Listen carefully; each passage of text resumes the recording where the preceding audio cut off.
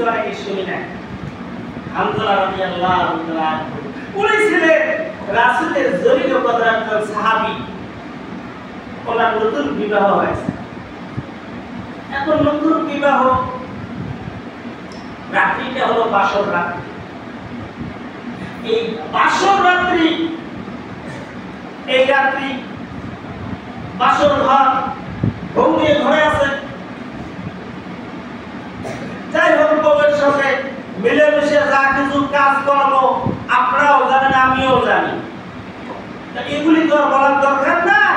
তবে এখন বাসর রাত্রি এই কথাটাই বললাম। বাসর রাত্রি ওরা ছিল ফরজটা গোসল, গোসলটা ছিল ফরজ, গোসল ফরজ, গোসল নাপাক শরীর।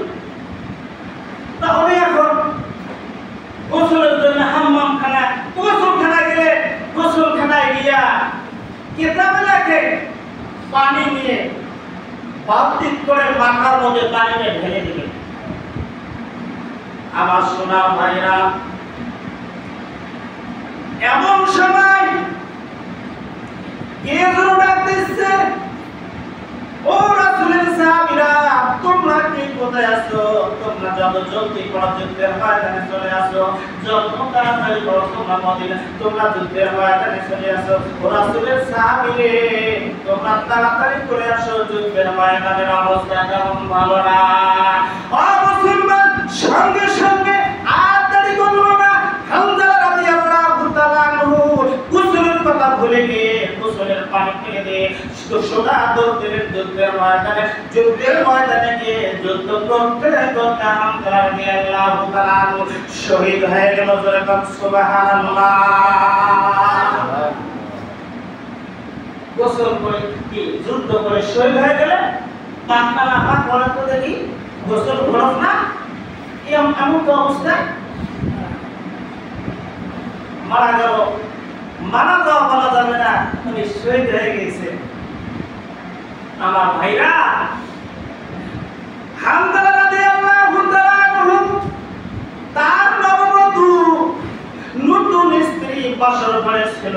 স্ত্রীর সোজা দৌড় রাসূলের দরবারে গিয়ে রাসূলকে ডাক দিয়ে বললেন, রাসূলকে সালাম দিলেন, রাসূলকে বললেন, ইয়া রাসূলুল্লাহ, ইয়া হাবিবাল্লাহ, ও নবীজি, আমার স্বামী আছে যুদ্ধের ময়দানে। নবী গো, আমি হলাম হামজালার স্ত্রী। সঙ্গে সঙ্গে বিশ্বনবী ঘোষণা করলেন, হামজালার ছিল বাসর রাত্রি, হামজালাকে যুদ্ধের ময়দানে এসেছে।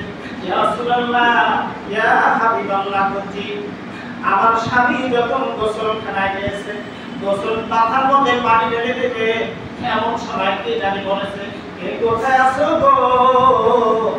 তোরা অতি তাড়াতাড়ি করে যত জলদি ঘর যুদ্ধের ময়দানে আসো, যুদ্ধের ময়দানের অবস্থা তেমন ভালো না। এই কথা বলার সঙ্গে সঙ্গে আমার স্বামী হামজালা দেরি করে নেই, গোসলের কথা ভুলে গিয়ে যুদ্ধের ময়দানে চলে আসছে। নবী গো, কত হলো না পাক, যদি শহীদ হয়ে থাকে আমি শুধু এতটুকু কথা জানাই দেওয়ার জন্য এসেছি, আমার স্বামীকে গোসল না করে আপনি দাফন করবেন না। ইয়া রাসূলুল্লাহ, আমার স্বামী হলো না পাক, গোসল তার ফরজ, এই গোসল না করে আপনি দাফন করবেন না। দিদি কথা বললেন। আমার নবী বিশ্বনবীজি সঙ্গে সঙ্গে সাহাবীদের মাঝে ঘোষণা করলেন, সাহাবীরা, ও আমার সাহাবীরা, দেখো তো হামজালা কোথায় পড়ে আছে, হামজালার লাশটা কোথায় আছে, হামজালা কোথায় আছে, যত দ্রুত যত তাড়াতাড়ি করে হামজালাকে খোঁজো। এইবার সাহাবীরা যুদ্ধের ময়দানে লাফিয়ে পড়ল, কোথায় হামজালার লাশ আছে, কোথায় হামজালা আছে, হামজালাকে খোঁজাখুঁজি শুরু করে দিল। এক পর্যায়ে খুঁজতে খুঁজতে দেখে হামজালা পাহাড়ের পাদদেশের মধ্যে হামজালার লাশটা পড়ে আছে। হামজালার শরীর থেকে, মাথা থেকে, চুল থেকে পানিগুলো টাপ টাপ করে জমিনের মধ্যে পড়তেছে। চিৎকার দিয়ে বলেন সুবহানাল্লাহ। আশ্চর্য হয়ে গেল, হ্যাঁ হামজালার শরীর থেকে পানি কেন? অবাক কথা, কি ব্যাপার? সাহাবীরা আশ্চর্য হয়ে গেল।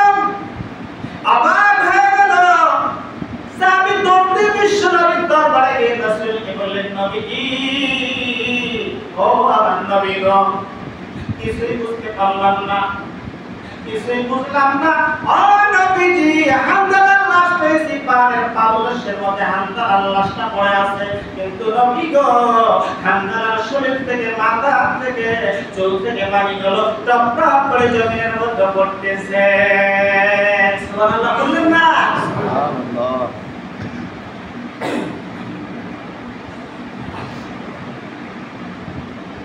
হামদালা পাগল ছিল, নবীর প্রেমে জীবন দিল।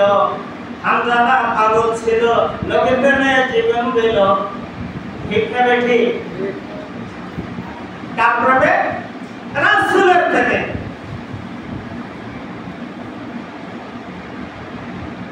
তো এখন রাসূলকে যখন বললেন, আমার সোনার ভাইরা, বিশ্ব নবীজি তখন জান্নাতি নগরখানা উপর থেকে তাকালেন। জান্নাতি নগরখানা আসমানের দিকে, আকাশের দিকে মেলে ধরে আল্লাহর নবী ঘোষণা করলেন, সাহাবীরে তোমরা কি জানো? তোমরা কখনো জানো না, আমার হামজালা দুনিয়ার কোন জমিনের, দুনিয়ার পানি দিয়ে গোসল করানো হবে না। আমার আল্লাহ নিষেধ করেছে, আমার আল্লাহ নিষেধ করেছে দুনিয়ার জমিন দিয়ে, দুনিয়ার জমিনের পানি দিয়ে, দুনিয়ার পানি দিয়ে গোসল করা হবে না।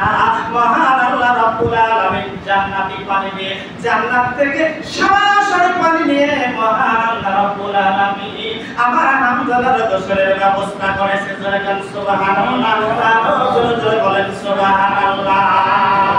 নবীর প্রেমে পাগল যারা, প্রেম খেলা খেলে।